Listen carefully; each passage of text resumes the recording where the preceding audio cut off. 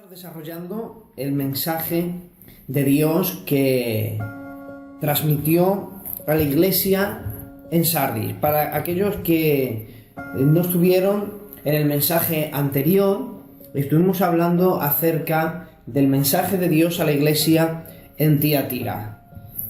Básicamente, el resumen del mensaje que estuvimos desarrollando viene a ser esto. Resulta que la iglesia de Tiatira era una iglesia que obraba. Era una iglesia que obraba en amor, era una iglesia que obraba en fe, una iglesia que obraba en paciencia.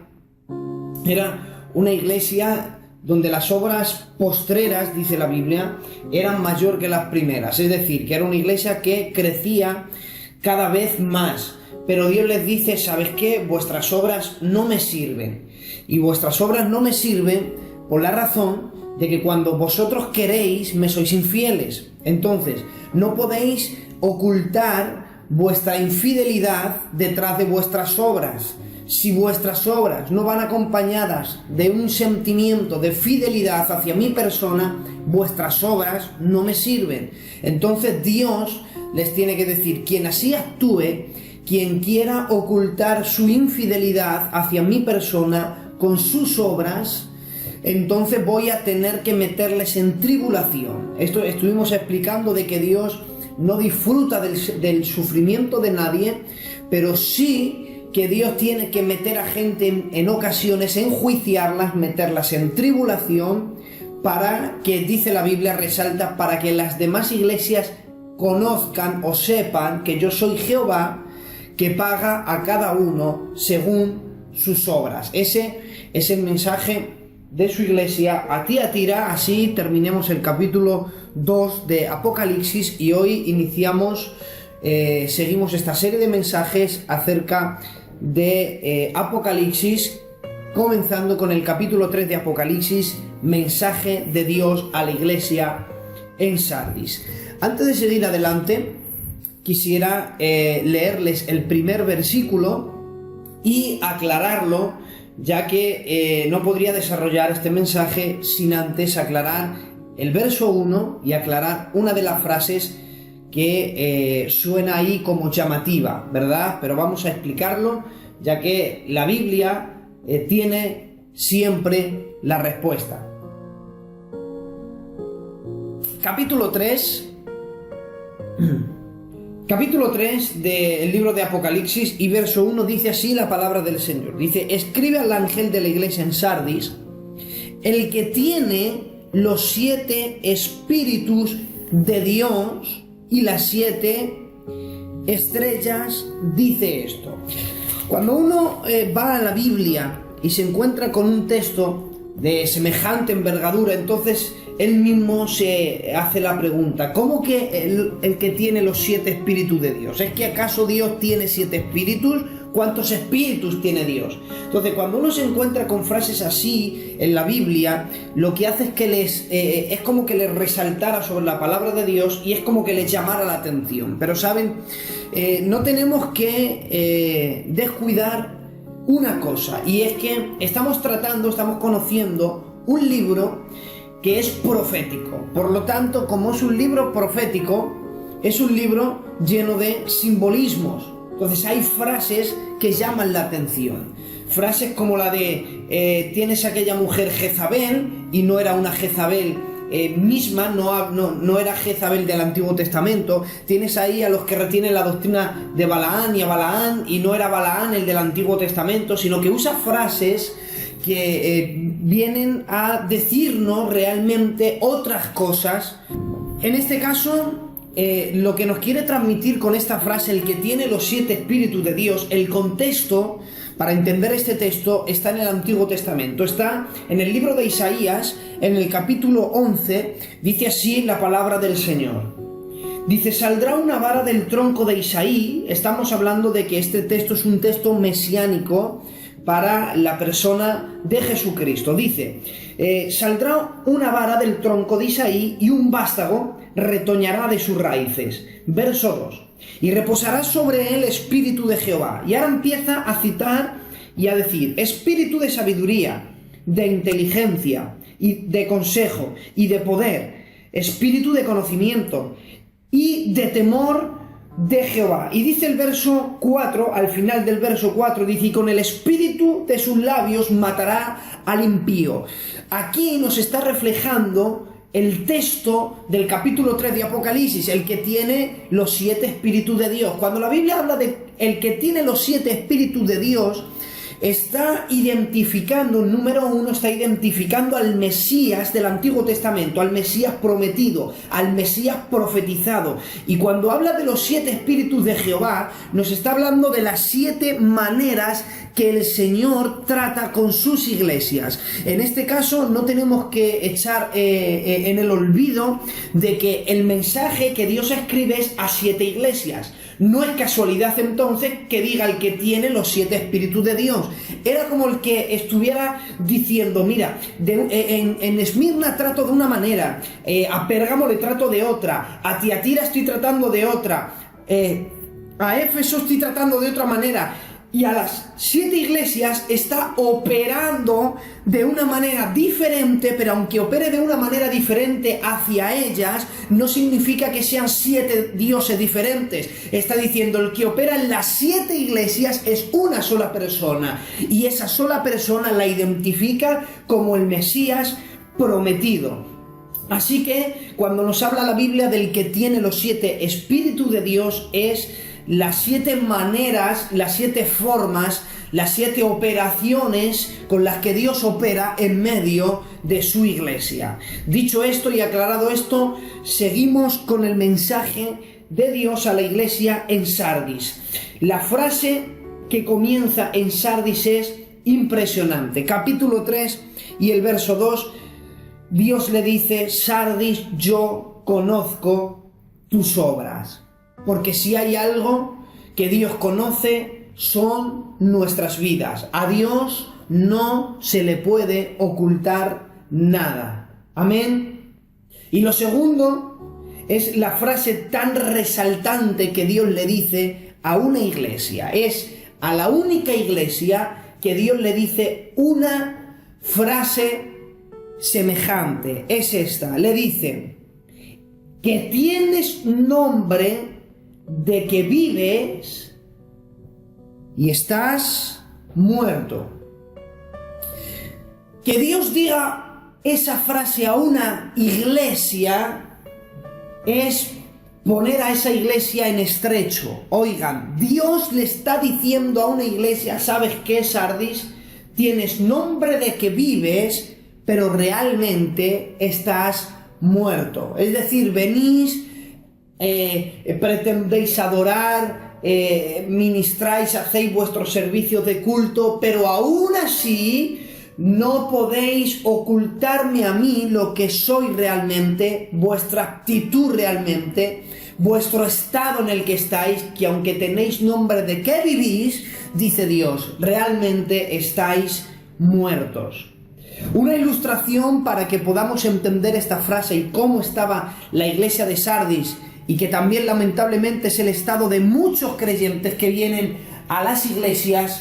Miren, cuando nosotros salgamos fuera y miremos al cielo nocturno por la noche, y contemplemos aquel cielo estrellado y veamos tantísimas estrellas, los que saben dicen que en nuestra galaxia hay más de 100.000 millones de estrellas. Nuestro ojo humano no está cualificado para ver tantas estrellas.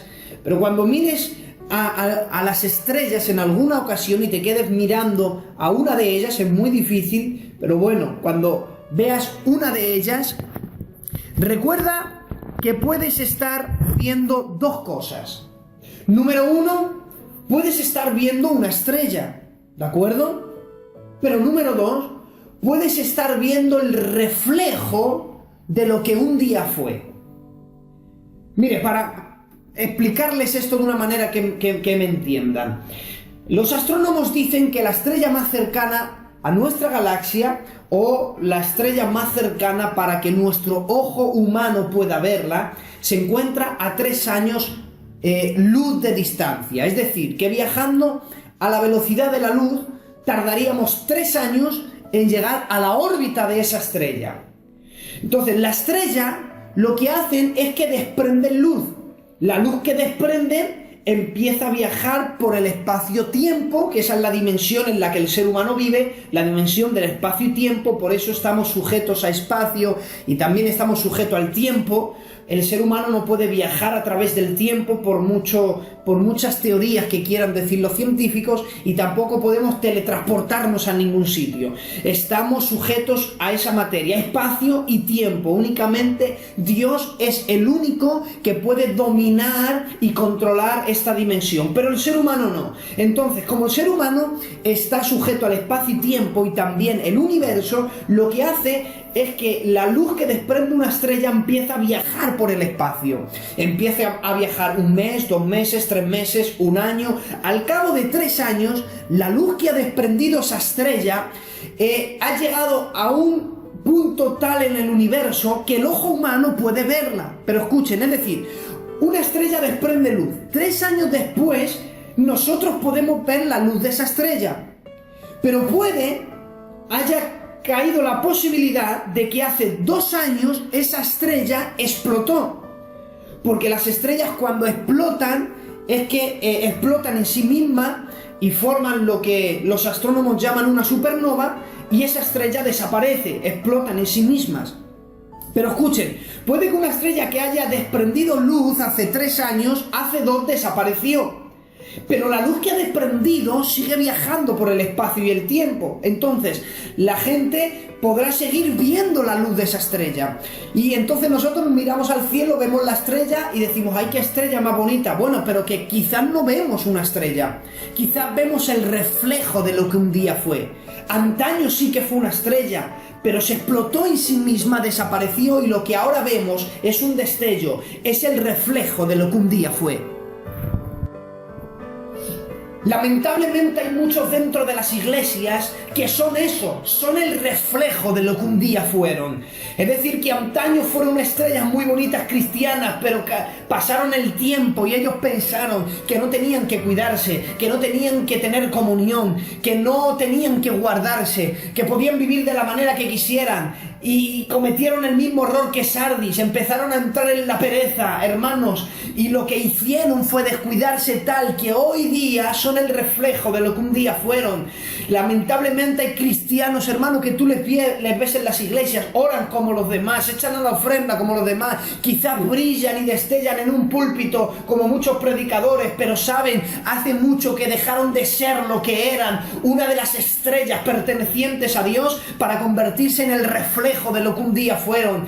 Qué pena, hermanos, que antes eran una maravilla, pero que ahora simplemente viven de los recuerdos del pasado, viven de los recuerdos del ayer, viven de las victorias del pasado. Por eso no sé si es que te has preguntado alguna vez, hay un hombre que es invitado, es un predicador de la palabra, va a una iglesia y llena las iglesias. Cuando va a una iglesia de invitado, todo el mundo acude. La verdad que se sube al púlpito, empieza a predicar, es una eminencia, es una dulzura lo que transmite, la palabra de Dios es increíble, pero resulta que 2 semanas después ha saltado un adulterio. Ese hombre resultó que estaba viviendo en pecado, tenía doble vida, estaba predicando la palabra del Señor, pero también estaba viviendo una vida en adulterio. Y entonces es cuando uno se pregunta, bueno, pero ¿de qué forma? ¿Cómo es posible de que Dios le use en la palabra, de que predique de esa manera, pero también esté viviendo el adulterio? Y uno se pregunta, ¿es que acaso Dios usa a alguien que esté practicando un pecado? La respuesta es que no, Dios no usa a nadie que esté practicando un pecado,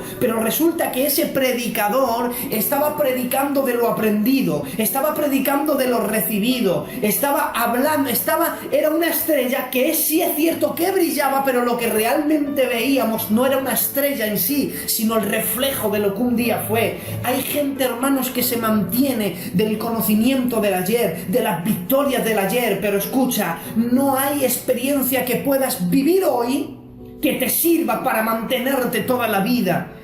Por eso la vida cristiana, hermanos, tiene que ser una vida diaria o no será nada. Por eso el secreto de una vida cristiana, ¿sabes quién nos lo dio? El secreto de una vida cristiana nos lo dio Jesús. Jesús nos dio el secreto de la vida cristiana. ¿Y sabes dónde encerró el secreto de la vida cristiana? Lo encerró en Lucas, capítulo 9 y el verso 23. Dice así la palabra del Señor. Lucas capítulo 9, verso 23. Y decía a todos, oigan, esto es un mensaje para todos. Y decía a todos, si alguno quiere venir en pos de mí, niéguese a sí mismo, tome su cruz. ¿Cuándo? Cada 25 días, cada mes. Eso es lo que dice la palabra del Señor. Tome su cruz cada día. El secreto de la vida cristiana es decidir tomar tu cruz cada día. Por eso hay gente, hermanos, que ha malinterpretado la situación. Mira, la vida cristiana comienza cuando te levantas. Y antes de marcharte a la calle en un sentido espiritual, espero que todos me entiendan, el Señor te está esperando en la puerta diciéndote, hijo mío, hijo mía, aquí tienes la cruz que un día te decidiste tomar. ¿Quieres hoy tomar tu cruz o quieres marcharte a la calle sin la cruz? Si cada uno de los que aceptamos al Señor tuviéramos esto en mente, de que la vida cristiana es una relación diaria, que tenemos que decidir ser cristiano diario. Es verdad, hermanos, que estamos hablando del nuevo nacimiento. El nuevo nacimiento, hermanos, cuando una persona nace de nuevo, su vida cambia. Pero escuchen, hay quien ha malinterpretado las cosas. No es que la cruz se te pega a la espalda de por vida, es que tienes que decidir tomar la cruz como Jesús dijo, cada día. Ese es el secreto de la vida cristiana. La vida cristiana es una relación diaria. Por eso en la oración modelo hay una frase que resalta y es esta: el pan nuestro de cada día, dánoslo hoy. Porque Dios quiere una relación diaria. Por eso es que Dios enviaba el maná. ¿Cuándo? Él decía, enviaba el maná cada día. No podían coger el maná para una semana. Uno no puede orar hoy y esa oración servirle para toda la semana. Por eso es que Dios nos llama continuamente a una comunión. Dios nos llama continuamente a una oración, a una vida de oración, a una vida de consagración. Por eso es que Dios hoy te invita a que entiendas que la relación con Él será una relación diaria. No puedes vivir de las victorias del pasado. No puedes aferrarte a las victorias del ayer. Tienes que decidir cada día mantenerte fiel en la presencia del Señor, para no ser una estrella que simplemente sea eso, el reflejo de lo que un día fuiste. ¿Sabes quién es el reflejo de lo que un día fue? Judas en la cena ya era el reflejo de lo que un día fue. Judas fue escogido para ser uno de los mejores apóstoles. De hecho tenía todas las cualidades. Judas, su nombre Judas viene de Judá, alabanza. Era Judas Iscariote. Iscariote no era su apellido. Iscariote era porque vivía en la ciudad de Queriot. Y Queriot estaba en el centro de Judá. Imagínate un hombre que se llama Judá, o un hombre que se llama Judas, que viene del nombre de Judá, que más judío no puede ser porque vive en Queriot, en el centro de Judea. Tenía todos los requisitos para ser un apóstol que resaltara sobre todos ellos. Sin embargo, inclinó su corazón hacia el dinero y empezó a amar al dinero y empezó a menospreciar, hermanos, y permitió que Satanás entrara en él. Abrió las puertas al enemigo, le dio terreno al enemigo en su vida. ¿Y qué ocurrió? Que en medio de la cena él brillaba como los demás. ¿Seré yo, Señor? Él brillaba como los demás. Pero lo que Jesús sabía es que era como Sardis. Tenía nombre de que vivía, pero estaba muerto. Tenía nombre de ser una estrella, pero realmente era el reflejo de lo que un día fue.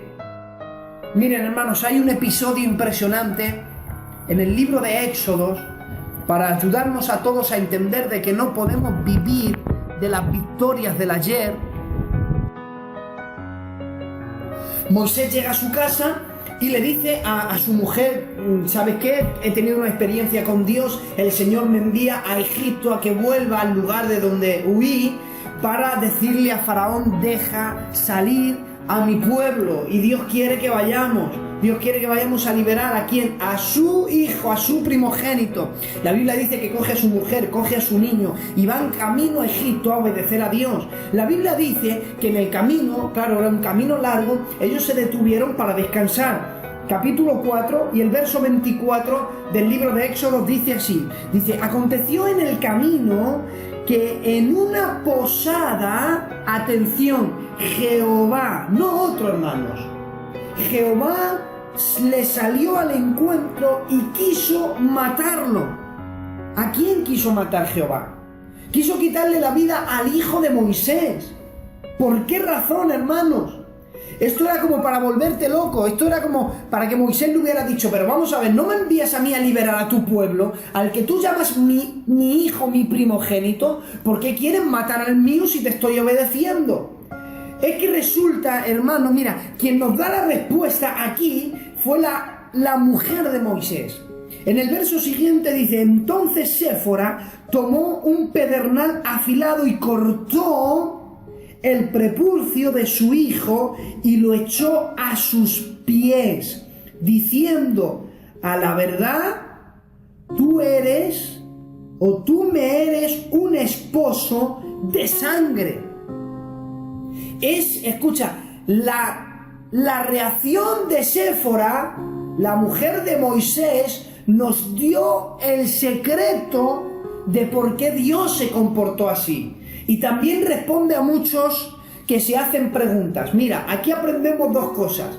La primera que aprendemos es que aquí está la respuesta a todos aquellos que dicen: bueno, si Dios es bueno, ¿por qué permite que haya accidentes? Si Dios es bueno, ¿por qué permite que haya terremotos? Si Dios es bueno, hay muchos hermanos que a mí me hacen, la verdad me producen risa cuando me dicen: bueno, a ver, si Dios sabía todas las cosas, entonces ¿por qué creó a Satanás y sabía que se iba a revelar?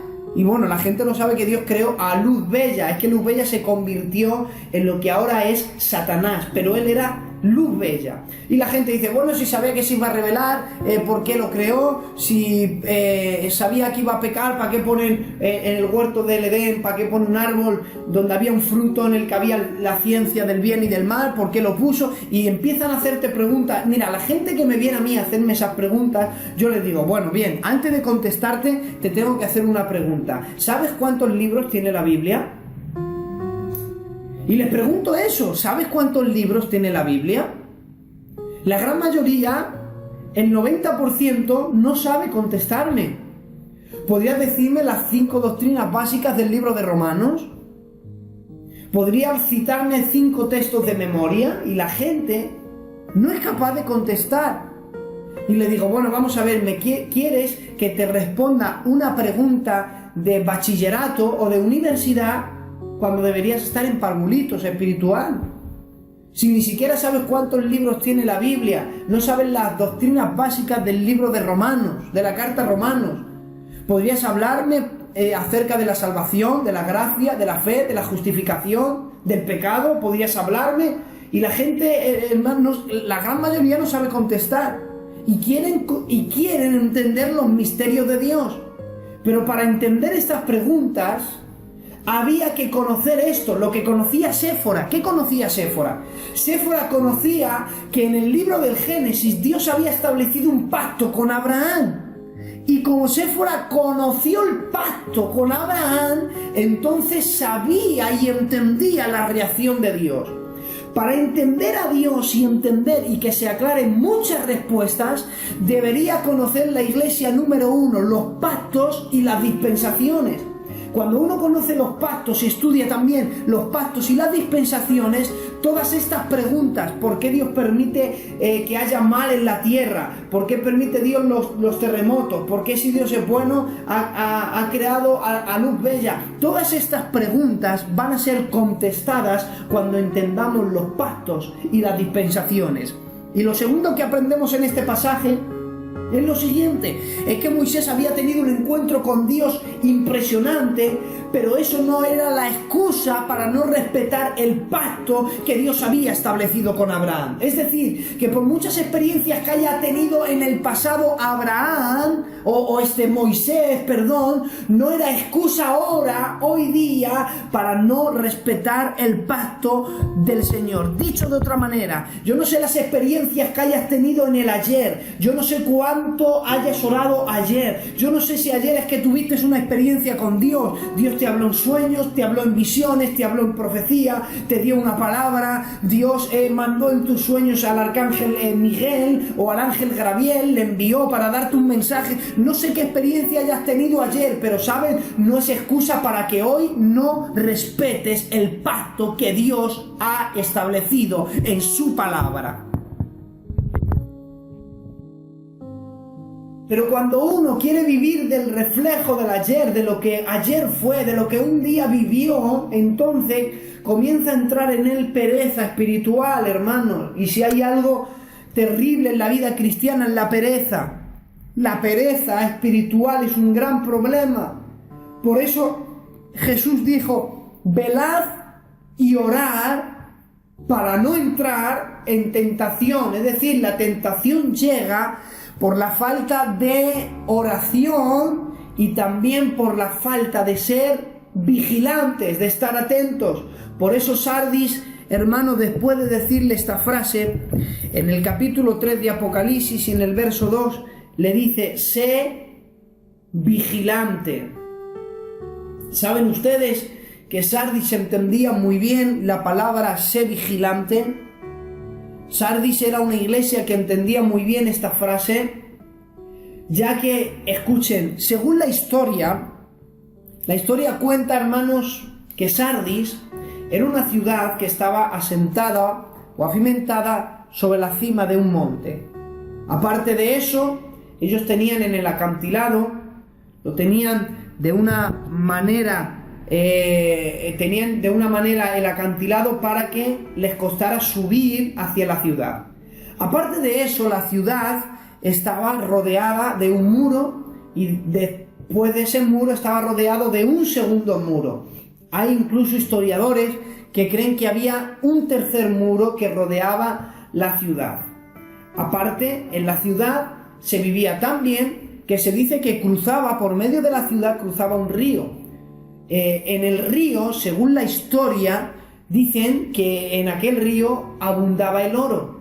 Por eso la riqueza de Sardis principalmente era la fuente, era ese río, donde casi siempre o en muchas ocasiones se encontraban oro. Según la historia, un rey que reinó en Sardis, que se llamó Creso, dice que su fortuna, que era muy grande, su fortuna la extrajo de aquel río que pasaba por la ciudad. Y aquel aquel rey llamado Creso, se sentía tan poderoso, tan rico y tan favorecido por los dioses, que él decidió asentarse en Sardis y también atacar a todos los ejércitos enemigos. Por eso se cuenta la historia que un día este rey llamado Creso se fue a pedir, a consultar a los sacerdotes y sacerdotisas de paganos. Ellos se fue a un lugar donde, según la historia griega, lo identifican como el oráculo de Delfos. Ahí era donde había sacerdotes y sacerdotisas paganos que pedían, rezaban a otros dioses y les pedían a ellos, les hablaban acerca de su futuro y les pedían información. Después de estar este rey en aquel lugar, el oráculo de Delfos, y pedirle consejo a los sacerdotes satánicos, porque no se pueden llamar de otra manera, estos le dijeron: mira, rey Creso, vete porque tendrá gran victoria.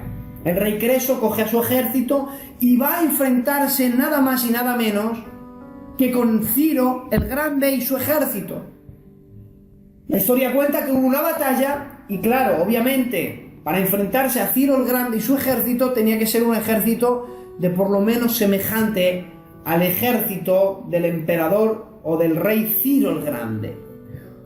La historia cuenta que el resultado de la batalla fue la derrota del rey Creso y lo único que le quedaba para no morir era ocultarse dentro de la ciudad de Sardis, y decían, bueno, si quieren matarme, entonces que entren, a ver si es que pueden entrar en mi ciudad. Por mucho ejército que seas, por muy grande Ciro que seas,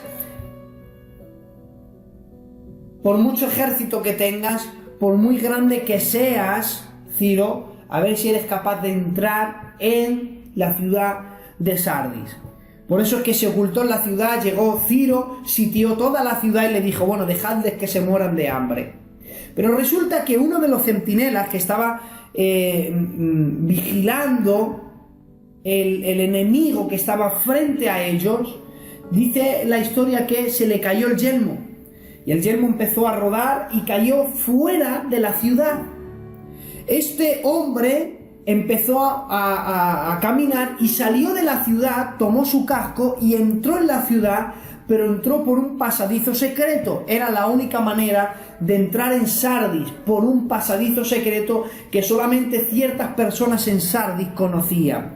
Resulta que afuera había espías de Ciro el Grande, que siguieron a este vigilante, a este centinela, y hallaron el punto débil de la ciudad de Sardis. Así es como ellos regresaron, dieron las nuevas a Ciro el Grande, y con su ejército entraron por aquel pasadizo, y de esa manera Sardis fue conquistada la primera vez. Así que fue conquistada porque un vigilante no estuvo atento. Pero no solamente fue conquistada así la primera vez, sino que la segunda vez también fue conquistada de esta manera. Fue conquistada porque un vigilante se pensó estar muy seguro de que el enemigo no entrara. Y dejaron de ser vigilantes, estos centinelas, y olvidaron de que el enemigo había encontrado su punto débil. Y cuando ellos menos se lo esperaban, les habían robado, les habían matado, les habían destruido. Y así es como actúa el diablo.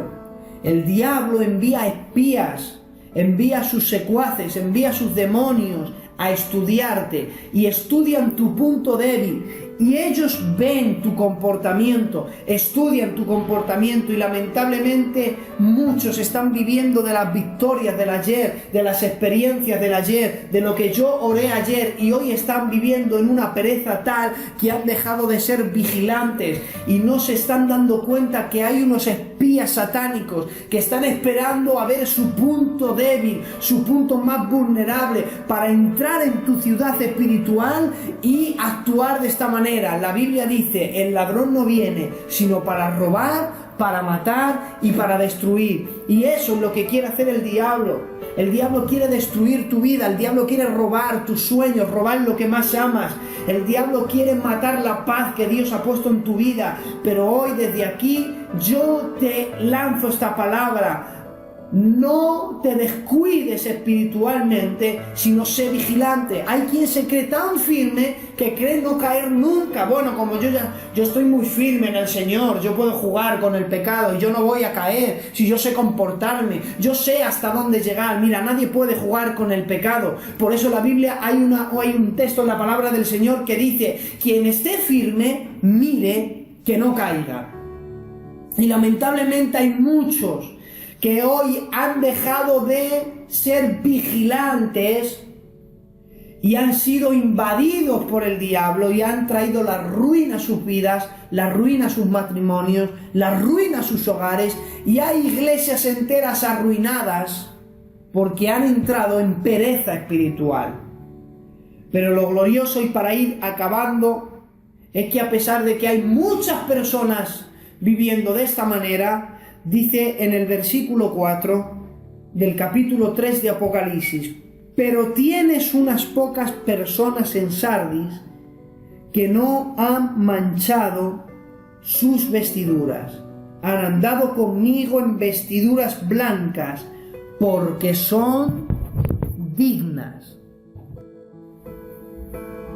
Lo más hermoso de todo es que aunque la gente no quiera aceptarlo, aunque muchos no quieran comentarlo, aunque la gente quiera pensar lo contrario, Dios siempre tiene un remanente fiel que son capaces de guardarse en su presencia, de vivir una vida digna, de a pesar de tener errores y defectos, pero intentar todos los días mantenerse fieles. Dios siempre tiene un remanente. Y gracias a ese remanente,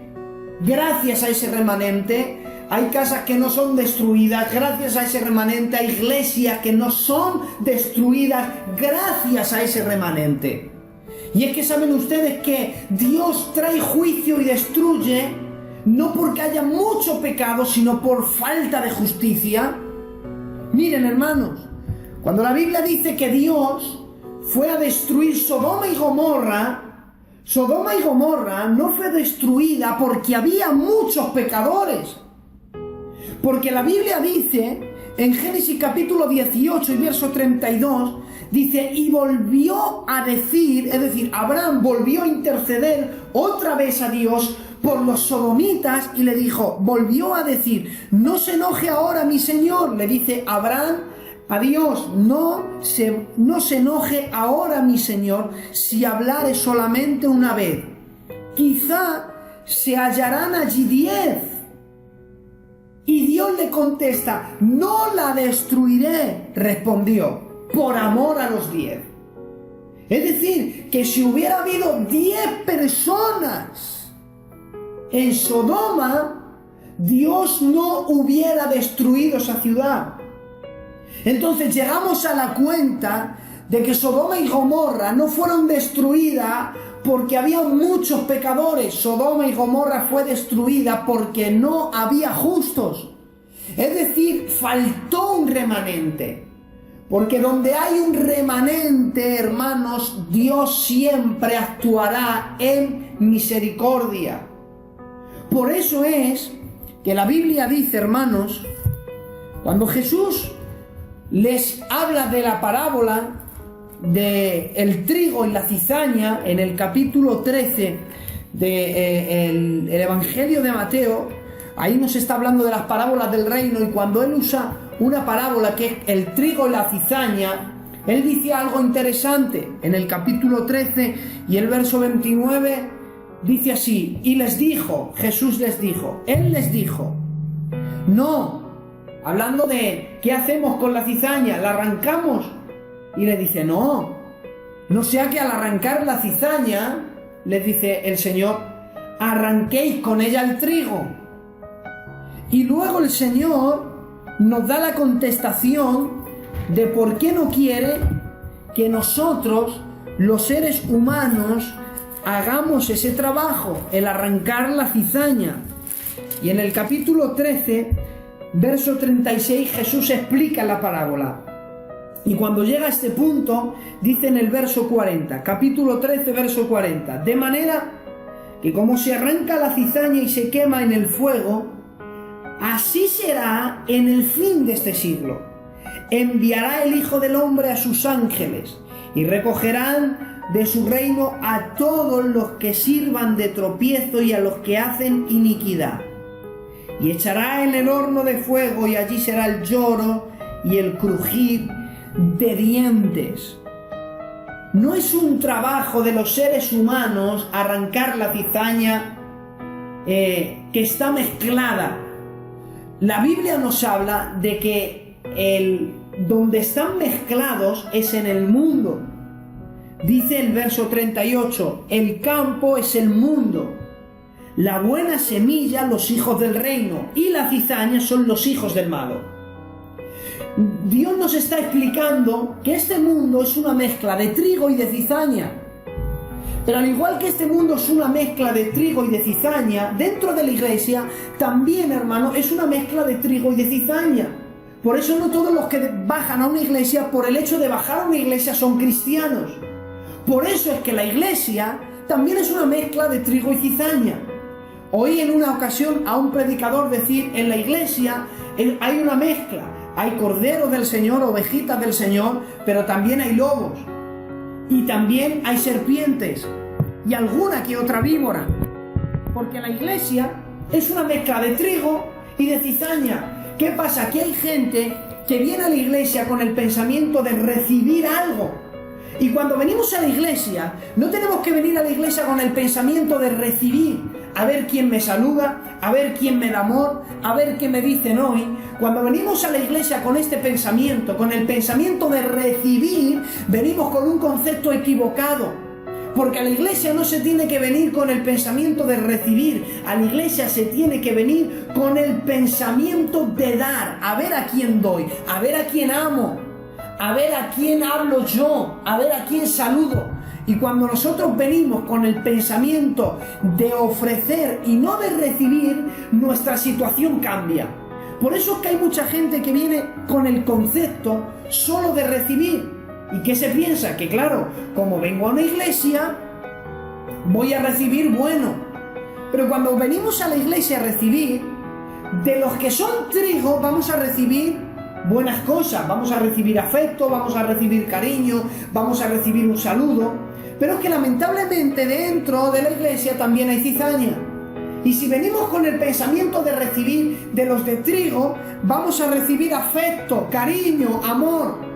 Sin embargo, de las de cizaña, lo que vamos a recibir es menosprecio, de vez en cuando una cara malamente que no me gusta, que paso por tu lado y ni tan siquiera te saludo, vamos a recibir una indirecta, una palabra que te hace daño, como si de un cuchillo se tratase, que te destroza la vida.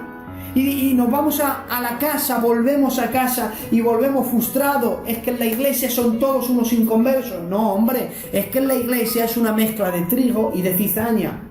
Y de los de trigo recibes amor y cariño y afecto, pero de los de cizaña recibes menosprecio.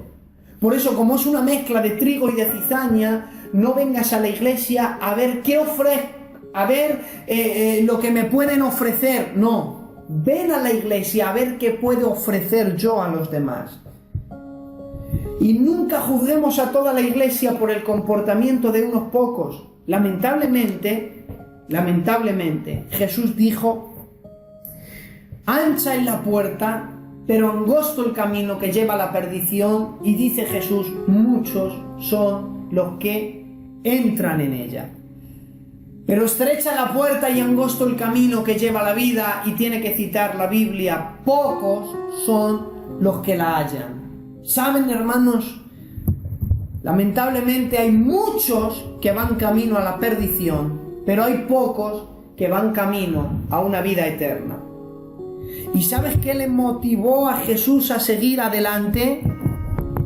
¿Sabes qué le dio fuerzas para seguir adelante?